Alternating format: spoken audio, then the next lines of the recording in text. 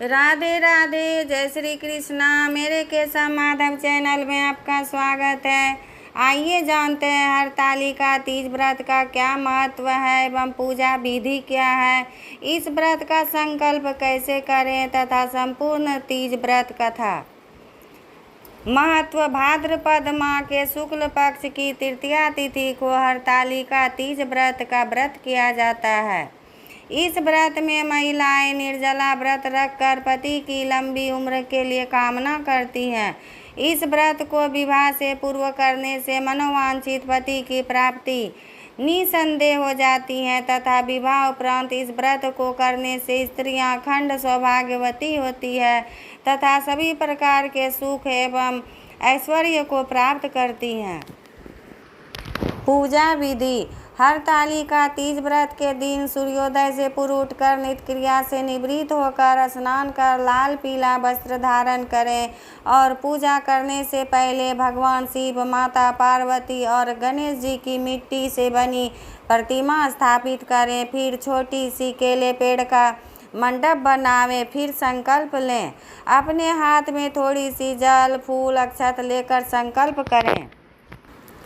ओम अधेत्यादि देश कालो स्मृत्वा सर्व पापक्षय पूर्वक सप्त जन्म राज्याति सौभाग्य वैधव्य पुत्र पुत्रादि वृद्धि सकल भोगांतर शिवलोका महिमत्व कामनया सोमवास हरितालिका व्रत निमित्तम यथाशक्ति जागरण पूर्वक उमा महेश्वर पूजन महम करिष्ये।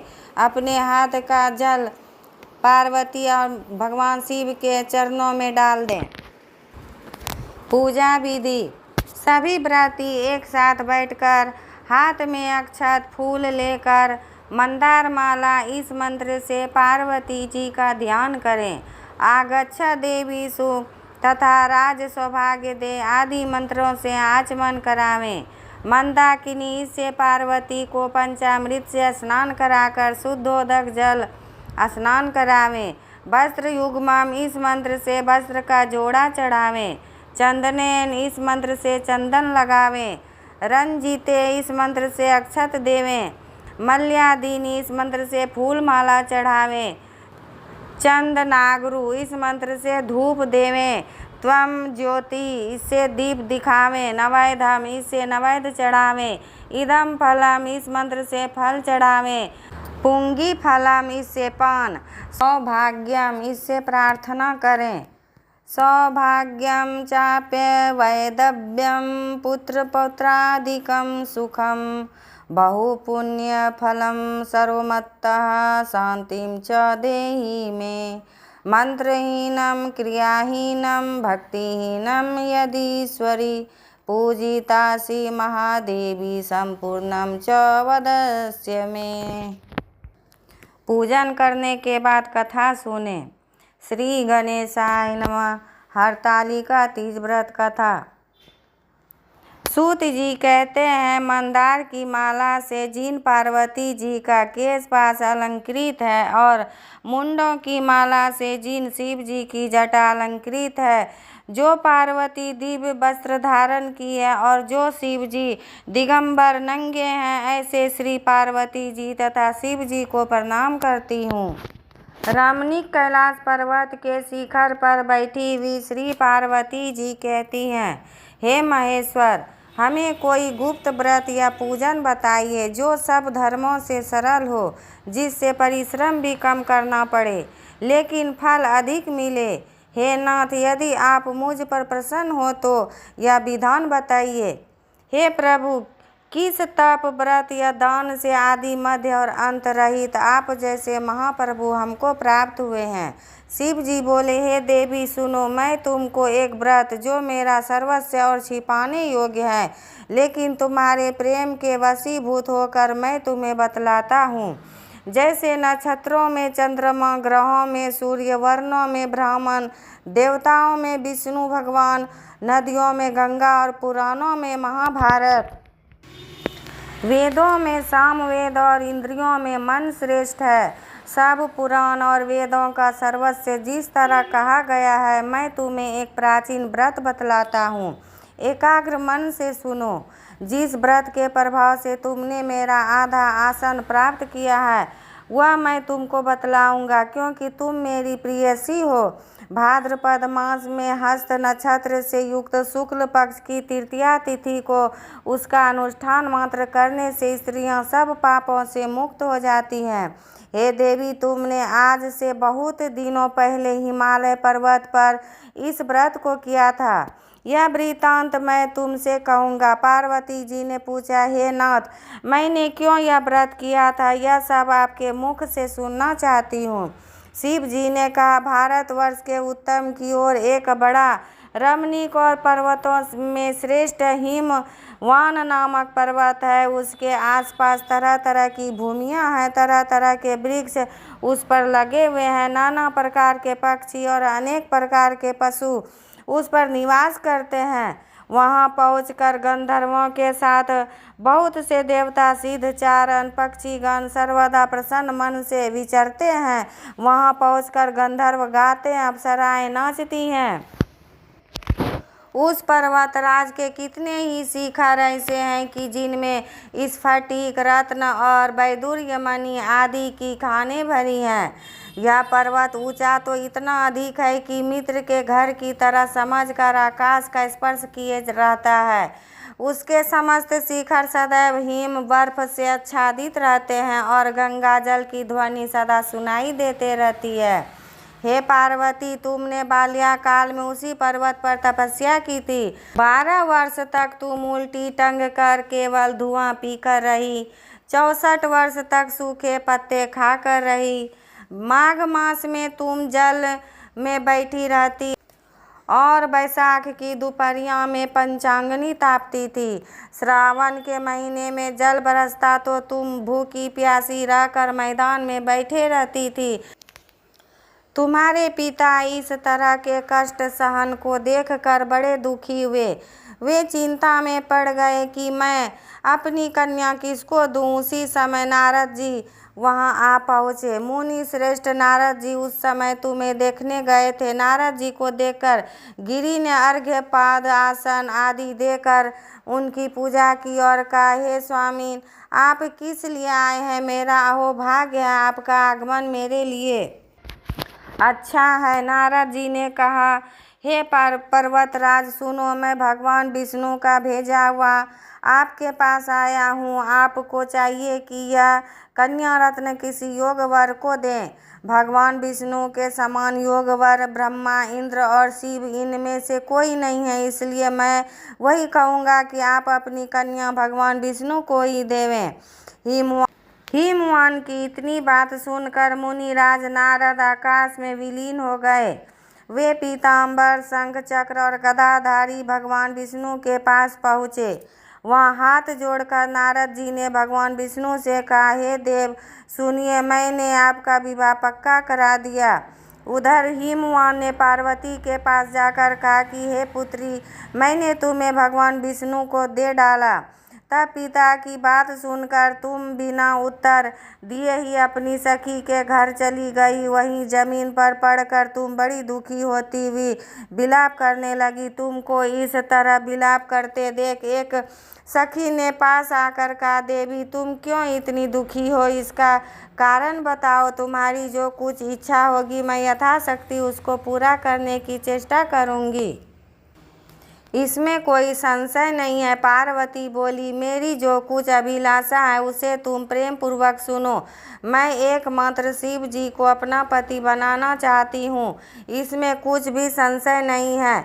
मेरे इस विचार को पिताजी ने ठुकरा दिया है, इससे मैं अपने शरीर को त्याग दूंगी। पार्वती की इस बात को सुनकर सखियों ने कहा कि शरीर का त्याग ना करो, चलो किसी ऐसे वन को चले जहाँ पिता को पता न लगे। ऐसी सलाह कर तुम वैसे वन में जा पहुँची। उधर तुम्हारे पिता घर घर तुम्हें खोजने लगे। दूतों द्वारा भी खबर लेने लगे कि कौन देवता या किन्नर मेरी पुत्री को हर ले गया। उन्होंने मन ही मन कहा, मैं नारद जी के आगे प्रतिज्ञा कर चुका हूँ कि अपनी पुत्री भगवान विष्णु को दूंगा। ऐसा सोचते सोचते ही हिमवान मूर्छित हो गए। गिरिराज को मूर्छित देखकर सब लोग हाहाकार करते दौड़ पड़े। जब होश हुआ तो सब पूछने लगे कि गिरिराज, आप अपनी मूर्छा का कारण बताइए। हिमवान ने कहा, आप लोग मेरे दुख का कारण सुने। न मालूम कौन मेरी कन्या को हर ले गया है। ऐसा नहीं हुआ तो उसे किसी काले सांप ने काट लिया या सिंह खा गए होंगे। हाय हाय, मेरी बेटी कहाँ गई? किसी दुष्ट ने मेरी पुत्री को मार डाला। ऐसा कह वे वायु के झोंके से कांपते हुए वृक्ष के समान कांपने लगे। इसके बाद हिमवंत में वन वन खोजने लगे। वह वन भी सिंह, भालू, हिंसक जंतुओं से बड़ा भयानक हो रहा था। तुम भी अपनी सखियों के साथ उस भयानक वन में चलती चलती एक ऐसे जगह जा पहुंची जहाँ एक नदी बह रही थी। उसके रमणीय तट पर एक बड़ी सी कंदरा थी। तुमने उसी कंदरा में आश्रम बना लिया और मेरी एक बालुकामयी प्रतिमा बनाकर अपनी सखियों के साथ निराहार रहकर मेरी आराधना करने लगी। जब भाद्रपद शुक्ल पक्ष की हस्तयुक्त तृतीया तिथि प्राप्त हुई तब तुमने मेरा विधिवत पूजन किया और रात भर जाग कर गीत वधादि से मुझे प्रसन्न करने में बिताया। उस व्रत राज के प्रभाव से मेरा आसन डगमगा उठा, जिससे मैं तत्काल उस स्थान पर जा पहुंचा जहां पर तुम अपनी सखियों के साथ रहती थी। वहां पहुंचकर मैंने तुमसे कहा कि मैं तुम पर प्रसन्न हूँ, बोलो क्या चाहती हो। तुमने कहा, मेरे देवता, यदि आप मेरे ऊपर प्रसन्न हैं तो मेरे पति बने। मेरे तथास्तु कहकर कैलाश पर्वत पर वापस आने पर तुमने वह प्रतिमा नदी में प्रवाहित कर दी और सखियों के साथ उस महाव्रत का पारण किया। हिमवान भी तब तक उस वन में तुम्हें खोजते हुए आ पहुँचे। चारों दिशाओं में तुम्हारी खोज करते करते वे व्याकुल हो चुके थे, इसलिए तुम्हारे आश्रम के समीप पहुँचते ही गिर पड़े। थोड़ी देर बाद उन्होंने नदी के तट पर दो कन्याएं देखी। देखते ही उन्होंने तुम्हें छाती से लगा लिया और बिलख बिलख कर रोने लगे। फिर पूछा, पुत्री, तुम सिंह, व्याघ्र आदि जंतुओं से भरे इस वन में क्यों आ पहुँची? पार्वती ने उत्तर दिया, हे पिताजी, मैंने पहले ही अपने आप को शिव जी के हाथों सौंप दिया था। आपने मेरी बात टाल दी, इससे मैं यहीं चली आई। हिमवान ने सांत्वना दिया कि हे पुत्री, मैं तुम्हारी इच्छा के विरुद्ध कुछ न करूँगा। तुम्हें अपने साथ ले घर आए और मेरे साथ तुम्हारा विवाह कर दिए। इसी से तुमने मेरा अर्धासन पाया है। तब से आज तक किसी के सामने मुझे यह व्रत प्रकट करने का अवसर नहीं प्राप्त हुआ। हे देवी, मैं यह बताता हूँ कि इस व्रत का हरतालिका नाम क्यों पड़ा। तुमको सखियाँ हर ले गई थी, इसी से हरतालिका नाम पड़ा।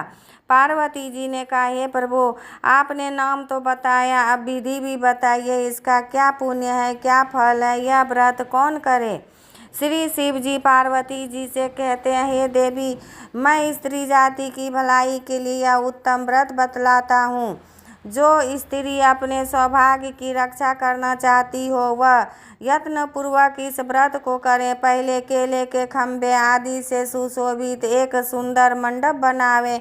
उसमें रंग बिरंगे रेशमी कपड़ों से चंदवा लगाकर चंदन आदि सुगंधित द्रव्यों से वह मंडप लिपवावे। फिर शंख, भेरी, मृदंग आदि बजाते हुए बहुत से लोग एकत्रित होकर तरह तरह के मंगलाचरण करते हुए उस मंडप में पार्वती जी तथा शिव जी की प्रतिमा स्थापित करें।